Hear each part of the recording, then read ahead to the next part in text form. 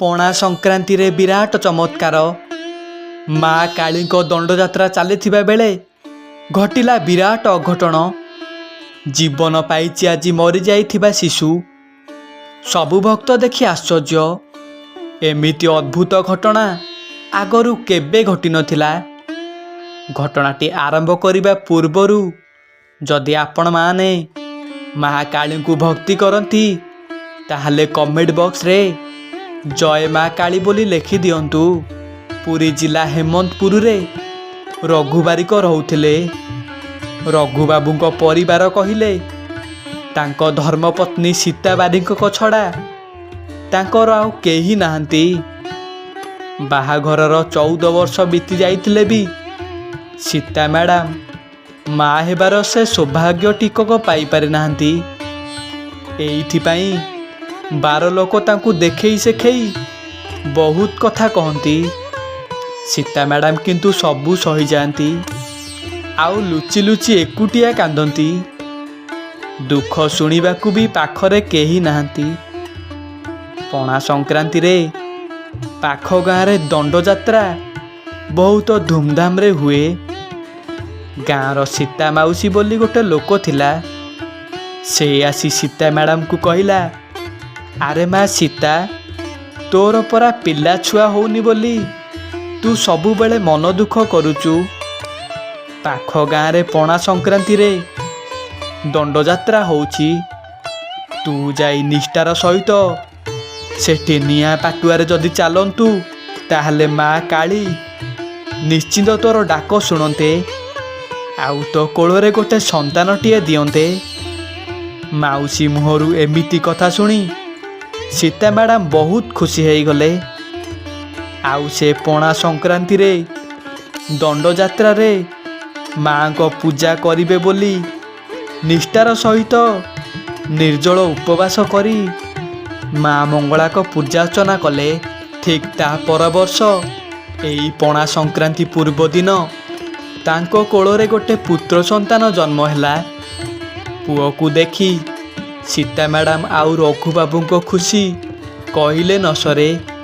Sita madam ମେଡ଼ିକାଲରେ ଥାଆନ୍ତି, କିନ୍ତୁ ତାଙ୍କର ଏହି ଖୁସି ମାତ୍ର କିଛି ସମୟ ବୋଲି ସେ କେବେ ବି ଭାବିନଥିଲେ। ଡାକ୍ତର ବାବୁ ପୁଅକୁ ଦେଖି କହିଲେ, ତମର ଗୋଟେ ମଲା ପୁଅ ଜନ୍ମ ହେଇଛି। ସେ ମା ପେଟରୁ ହିଁ ମରିଯାଇଛି। ଡାକ୍ତର ବାବୁଙ୍କ ମୁହଁରୁ ଏମିତି କଥା ଶୁଣି ରଘୁବାବୁଙ୍କ ପାଦ ତଳୁ ମାଟି ଖସି ପଡ଼ିଲା। ତାଙ୍କ ମୁଣ୍ଡ କିଛି କାମ କଲାନି। ସୀତା ମ୍ୟାଡ଼ାମ ଏକଥା ଶୁଣି କାନ୍ଦି କାନ୍ଦି ବେହୋସ ହୋଇଗଲେ। କ'ଣ କରିବେ? ଏତେ ବଡ଼ ଗୋଟେ ଅନର୍ଥ ଘଟିଯିବ ବୋଲି ସେମାନେ କେବେ ଭାବିନଥିଲେ। ମେଡ଼ିକାଲ ବି ପୁଅକୁ ଛାଡ଼ିଦେଲା। ବାପା ରଘୁଙ୍କର ସେତିକି ବେଳେ ମନେ ପଡ଼ିଗଲା, ଗାଁରେ ତ ମାଙ୍କ ଦଣ୍ଡଯାତ୍ରା ହେଉଛି। ସେଇ ମାଙ୍କ ଆଶୀର୍ବାଦରୁ ତ ଆମେ ଆମ ପୁଅକୁ ପାଇଥିଲୁ। ଏମିତି କହି ସ୍ୱାମୀ ସ୍ତ୍ରୀ ଦୁହେଁ ପୁଅକୁ କାନ୍ଧରେ ପକାଇ ଧାଇଁଗଲେ ଗାଁରେ ହେଉଥିବା ଦଣ୍ଡଯାତ୍ରା ପାଖକୁ। ସେଦିନ ଗାଁରେ ବହୁତ ଲୋକ ହେଇଥିଲେ। ସବୁ ଭକ୍ତମାନେ ନିଆଁ ପାଟୁଆରେ ଚାଲୁଥିଲେ। ସୀତା ମ୍ୟାଡ଼ାମ ମଲା ପୁଅକୁ ମାଙ୍କ ଆଗରେ ଗଡ଼େଇ ଦେଇ ପଶିଗଲେ ନିଆଁ ପାଟୁଆ ଭିତରକୁ। ପାଟୁଆରେ ଡହ ଡହ ନିଆଁ ଜଳୁଥାଏ। ସୀତା ମ୍ୟାଡ଼ାମ କାନ୍ଦି କାନ୍ଦି ପୁଅର ଜୀବନ ଭିକ୍ଷା ମାଗି ମା କାଳୀକୁ କହନ୍ତି, ମା ଲୋ ମା, ତୋରି ପୂଜା କରି ମୁଁ ମୋ ପୁଅକୁ ପାଇଥିଲି। ମୋ କୋଳରେ ସନ୍ତାନଟିଏ ନଥିଲା ବୋଲି 12 ଲୋକ ମୋତେ ଦେଖେଇ ସେଖେଇ ବହୁତ କଥା କହୁଥିଲେ। ତୋରି କରୁଣା ହେଲା ବୋଲି ମୁଁ ମୋ ପୁଅକୁ ପାଇଥିଲି। ଆଜି ତୋରି ପଣା ସଂକ୍ରାନ୍ତିରେ ମୋ ପୁଅକୁ ତୁ ମୋ ଠାରୁ ଛଡ଼େଇ ନେବାକୁ ବସିଛୁ ମା। ଆଜି ଯଦି ତୁ ମୋ ଛୁଆକୁ ମୋ କୋଳକୁ ଫେରେଇ ନ ଦେଇଛୁ ତାହେଲେ ମୁଁ ତୋର ଏଇ ନିଆଁ ପାଟୁଆରେ ପୋଡ଼ି ହେଇ ମୋର ଜୀବନକୁ ହାରିଦେବି। ସୀତା ମ୍ୟାଡ଼ାମଙ୍କ ଚାରିପଟେ ସବୁ ଭକ୍ତମାନେ ଆସି ଗଦା ହୋଇଗଲେ। ସୀତା ମ୍ୟାଡ଼ାମ କାନ୍ଦି କାନ୍ଦି ଧୈର୍ଯ୍ୟହରା ହୋଇ ପାଟୁଆରେ ଚାଲୁଥାନ୍ତି। ଠିକ୍ ସେତିକି ବେଳେ ଘଟିଯାଇଛି ବିରାଟ ଚମତ୍କାରଟିଏ। ସବୁ ଲୋକ ଦେଖି ଆଶ୍ଚର୍ଯ୍ୟ। ସୀତା ମ୍ୟାଡ଼ାମ ଯେତେବେଳେ ନିଆଁ ପାଟୁଆରେ ଚାଲୁଥିଲେ ତାଙ୍କ କୁନି ପୁଅ କାନ୍ଦିବାକୁ ଲାଗିଲା। ଆଉ ତାଙ୍କୁ ଦେଖି ସବୁ ଭକ୍ତମାନେ ସେଠାରେ ଆଶ୍ଚର୍ଯ୍ୟଚକିତ ହୋଇଗଲେ। ଆଉ କହିବାକୁ ଲାଗିଲେ, ଧନ୍ୟ ତୁଲୋ ମା କାଳୀ, ଧନ୍ୟ ତୋର ମହିମା।